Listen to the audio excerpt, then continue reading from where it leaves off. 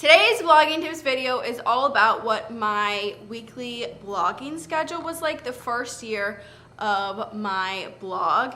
And I just found a binder that has everything from my first year written out. So it's a gold mine of information, and I think it will be so fun to go through and just dig apart what I focused on that first year and how I broke up my schedule. So usually in my blogging videos, I do like a 30-second introduction on just who I am and how I started my blog and where it is now. And honestly, I just do that for credibility so that the person watching it is like, okay, she's like semi-worth listening to, because I know for me, a lot of times I'll listen to people and I'm like, why should I spend my time listening? Like, what do they have backing them up that can kind of prove that they're worth listening to? But for this video, that little spiel is actually really important because it has a lot to do with how I started and where my life was at that first year of blogging and why I had to structure my schedule in the way that I did.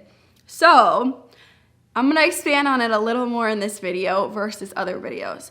I started my blog, I was a sophomore in college, and I started it in August. So it was actually like 2 weeks. I started it 2 weeks before I went to college as a sophomore. And I was like a full-on college student. I was living in the dorm rooms, which was a normal thing to do at the college that I was at as a sophomore. I was taking 22 credits. I was a full-time college student, over a full-time. I actually don't really know how I managed all of this now that I look back at doing it. I paid for my entire college on my own, so I had to be working. So I was nannying 15 hours a week just because, like, even though I could defer my loans until after I graduated, I still had to pay for like my meal plan, and just like there's so many random things that come up in college that you have to pay for, and so I had to come up with an income for that. So when I added in starting this blog, I knew that I had to be very, very serious about it and treat it like a job, treat it just as a thing that was just as important as my college classes and as my nanny job. Otherwise, I would have given up on it. I'm also very, very type A, and so the more structure I have, the better I do. I've always been that way, and again, if I don't have structure in place, I get super, super overwhelmed, and I just don't do it anymore. So when I was starting my blog, I had very exact schedules, and usually the schedules change semester to semester based on my college classes. And it wasn't always perfect. It was just something that I could have in place to be like, if I looked at my Tuesday, I'd be like, okay, I know from 6 a.m. to 8:30 a.m. in the morning, I am writing blog posts. From 8:30 to 12:30, I have classes, and I could separate it out like that. That way I could know that I was actually fitting things in. And again, it's like that job mantra that, okay, you have to be here and doing this at that certain time. But another thing that I focused on that helped me so much was ROI. And I actually learned about ROI, which is return on investment. And I say ROI, I use ROI all the time in like the wrong context, but this is actually the right context, I believe. But I learned about ROI. I'd never heard of it before when I was researching really successful bloggers, and I stumbled upon this woman. Her name is ROSEMARIE GRONER.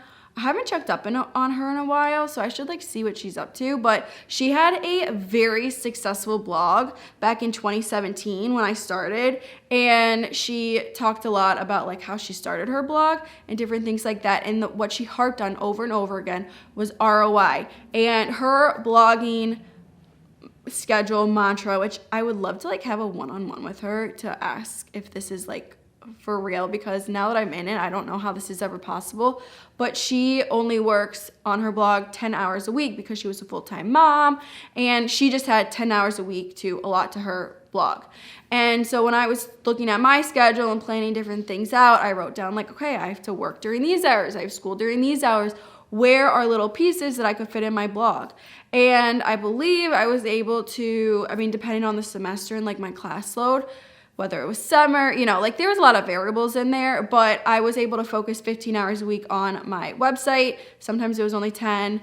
And every single thing that I did that first year of my blog was something that would earn me money. Now I'm at the point where we're generating enough money that I can start doing things that don't earn me income right now in hopes that eventually they will earn income.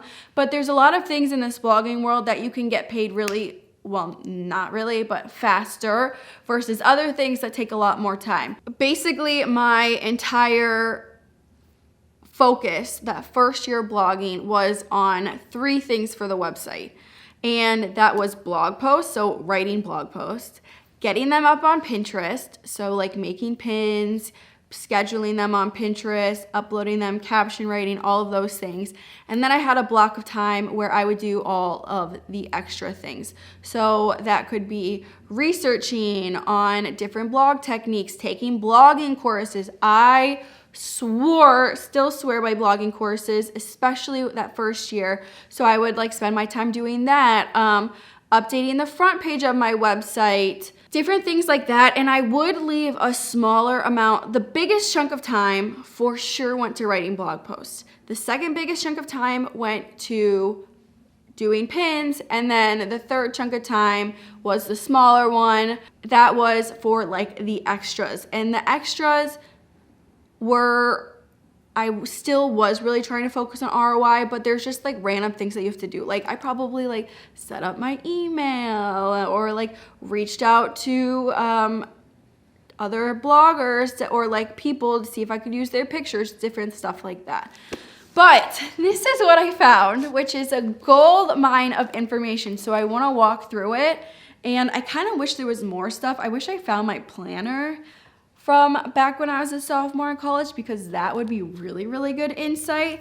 But this binder was my binder that I swore by. And even like, this is so funny. Like I'm looking at the front of this. I must have used this binder for history back in the day.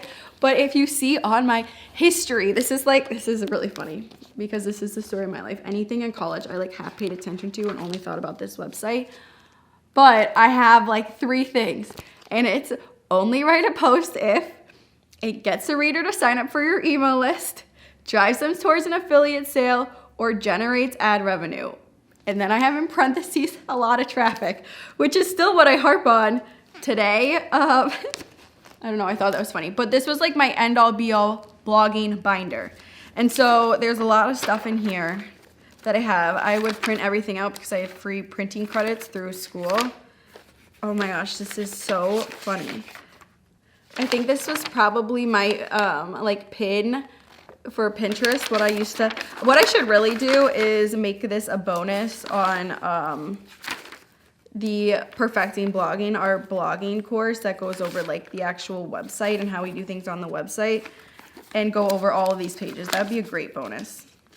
Maybe I'll do that eventually. Let me read it through. So I must have been, unfortunately there's only one.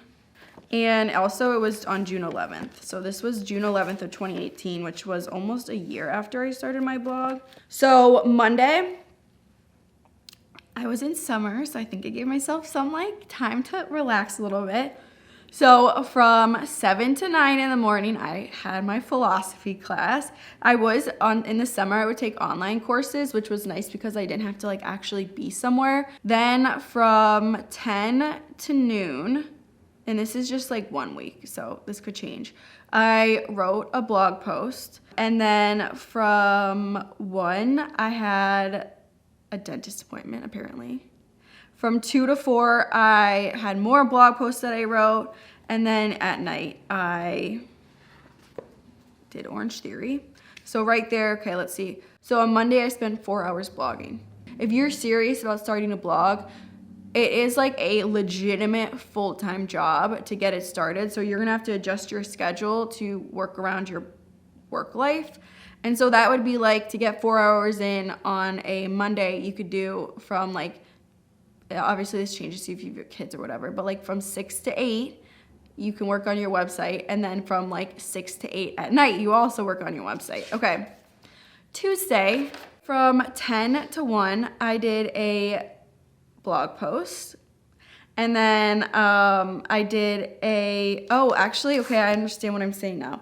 I did a college reference sheet. So I'm assuming that was like my blog post standard that I made for all college posts, because then I have a blog reference sheet, which would probably be like the upfront blogging side of things that I needed to like, it's probably like a checklist that I constantly kept updated or whatever, you know, something like that. So from 10 to 1, I did that college reference sheet. And then from 1 to 3, I did the blogging reference sheet. And then from 4 to 5, I did graphics for blogging college. So that was like basically a full day. On Wednesday, from 7 to 9, I'd add graphics to all posts. From 10 to noon, I would update posts. From 1 to 4, I did a video for YouTube, which I don't know what I did that for because I did not have a YouTube at that point. Maybe I dabbled in it. Okay. And then on Thursday, I was flying somewhere, so I updated posts. But I do actually remember kind of how I did it during when I was a student. So I am an early riser, and so I would get up at like 6 a.m., 5:30 a.m., which is unheard of as a college student, you know, like people just usually don't do that. But then I would either work out right away or I would start on my blog right away. So in the morning, it was like super quiet, not a lot was happening. And so I would go out to like, my dorm was connected to like a community room. So I would go down to the community room, I would like grab some tea, and then I would do whatever I'm doing, whether it was writing a blog post, doing Pinterest pins, which I think I called them graphics back then, which it is graphics, or doing like those extra things. So I would divide up my time like that. Like I said, something that I was super good about is at the beginning of every semester, I would legitimately like print out calendars. I bought huge calendars and I would just plan out my schedule, and I would like move things around until I had it perfect and at the most effective schedule as possible, and kind of do it that way. But it was all about like finding the little blocks of time where I could focus on something. And also, if you're a college student, something that really helped me is I would try to push all of my classes together. So like not only would I spend time like on my life schedule, I would spend hours trying to figure out like my actual college schedule when everyone was planning their classes, so that if I could have all my classes done in the morning, that way in the afternoon I could have a big chunk of time to nanny or a big chunk of time to work on my blog, which like for me, I'm not the type of person, it takes me a long time to get like focused into something. So I'm not a multitasker. Like I can't go from one thing and then another thing and then come back to that other thing. Like that's just not how my brain works. So if I do the time blocks, I can like really divide out time where I can focus on one thing at one time. So that is a little bit about how I did it. And I think just the most important thing is figuring out, which I still stand behind what I did before, is what is worth you spending your time on in the beginning. Do not spend time on things that do not generate income or really bring your blog to that like next level. Another example, don't spend a lot of time on your about page. Your about page, put a picture of you up there and then write 3 sentences quickly going over you. No one cares and no one needs to know more about you. Like that is gonna do nothing for your bottom line. You wanna focus on things in the beginning that will get you to that next step, and then the next step, and then the next step. And like the blogging courses, like that is to fill your time and that extra stuff that you have to do.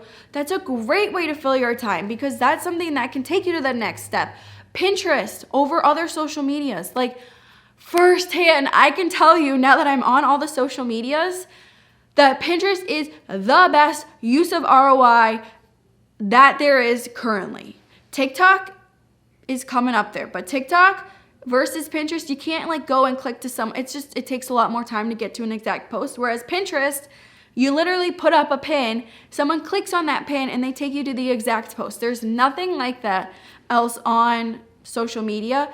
And for me, our Pinterest conversions for BSL are stupid high compared to our Instagram conversions. Like it is such a joke.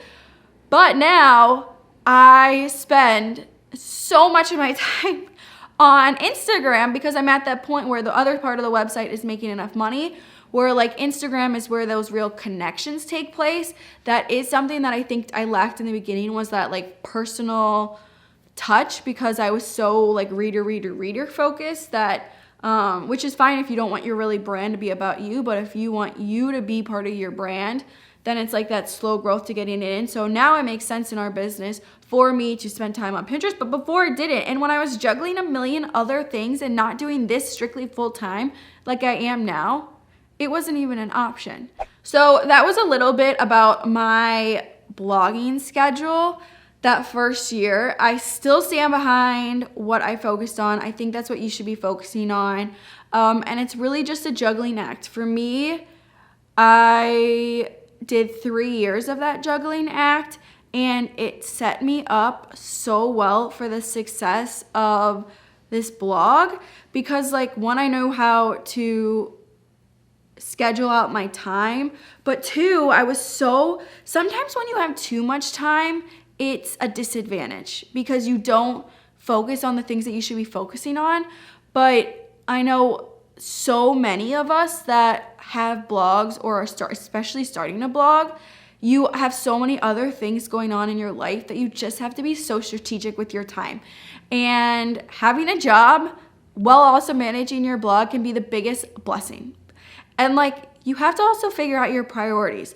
For me, I would stay in on a Friday night instead of going out to the bars, because I knew that like, one, I just had to worry about other things that like some of my friends didn't have to worry about, but also like I saw the future of this blog and it's what I enjoyed. Like, I would have rather been, it was not the coolest thing to do. And of course, like, I still enjoy my college experience. Like, I would go out, but like a lot of the time I wouldn't, and I would work on my blog instead of going out to the bar or whatever it was. So it's just figuring out like your priorities and getting in the mindset of sticking with it. In the last video that I talked about, I really talked about like, blogging is not hard.